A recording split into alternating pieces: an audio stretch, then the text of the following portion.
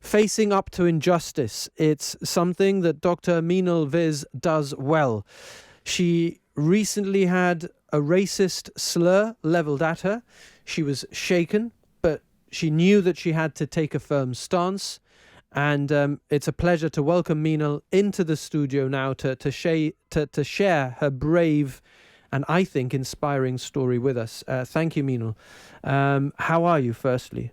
I'm very well, thank you. Yeah. The sun is shining. What else can we ask for? Somebody's looking after your children for a few minutes at least.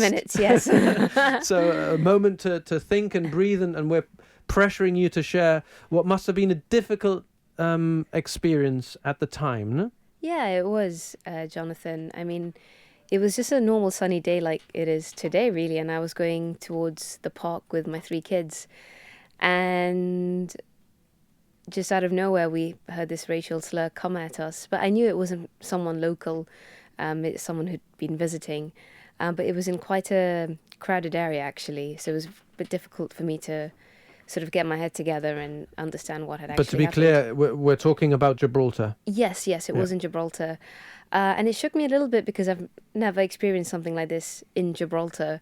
It's happened in the UK, where I used to live before, but when it happened over here, it shook me a little bit. So when I heard it, I just carried on walking for some time, and then I just stopped myself in my tracks, and I thought, wait, that's not okay. You know, someone has to tell him that that's not okay. And moreover, the people around who heard him as well, and nobody said anything. And it kind of took me back to the time of COVID when something similar was happening. I said, well, if I stood up for injustice back then I need to make sure that this person knows that what he's doing is not right. Have you intentionally not repeated the slurs? Because I know you mentioned it on social media, but I don't know if you prefer not to repeat it. Yeah, I'd rather not repeat it, but it was a slur against my culture and my background. And it was quite like a visceral feeling, Jonathan, because it's like, you know... Nothing preceded it, no? You're just walking past. Yeah, just walking past. And they must have had a few beers, and it was a sunny Saturday afternoon.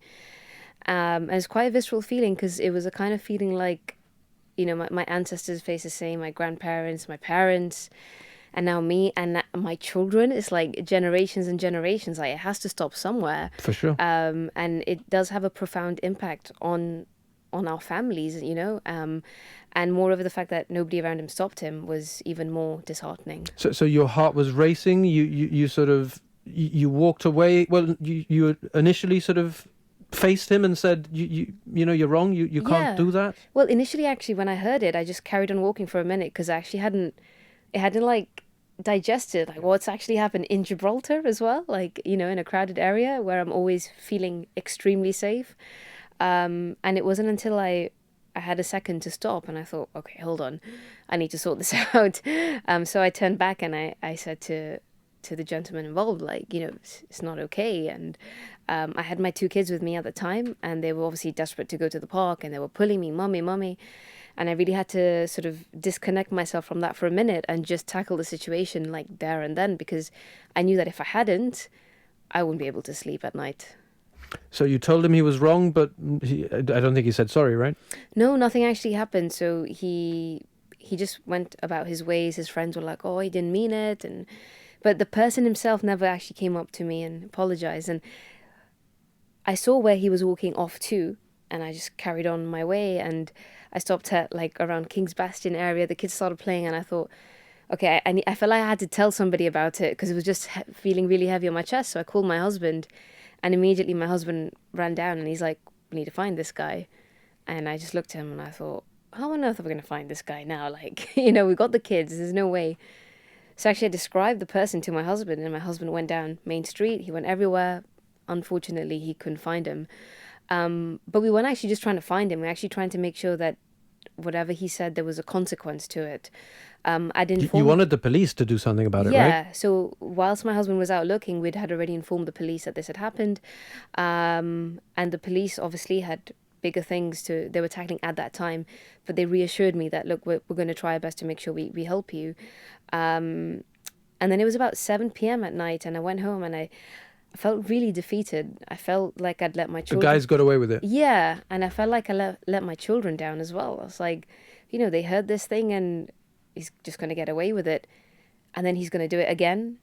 And then maybe in like 20 years, what if he's my children's boss? He's going to get away with it again? Like, But you didn't just leave it at that? No, I didn't. You probably know me well enough now. I was like, I'm not going to stand up for it. So my kids went to bed, and I told my husband, I said, just give me like an hour, maybe an hour, 15 minutes tops. I'm going to head down towards Casemates in Ocean Village, because I assumed he'd be there, considering that he'd been in the pubs during the afternoon. So I just did a bit of math, and I figured out, okay. So I sprinted down Main Street where we were living, all the way into Casemates. Couldn't find anybody. The clock was ticking. My husband was with the kids, and I made my way into Ocean Village.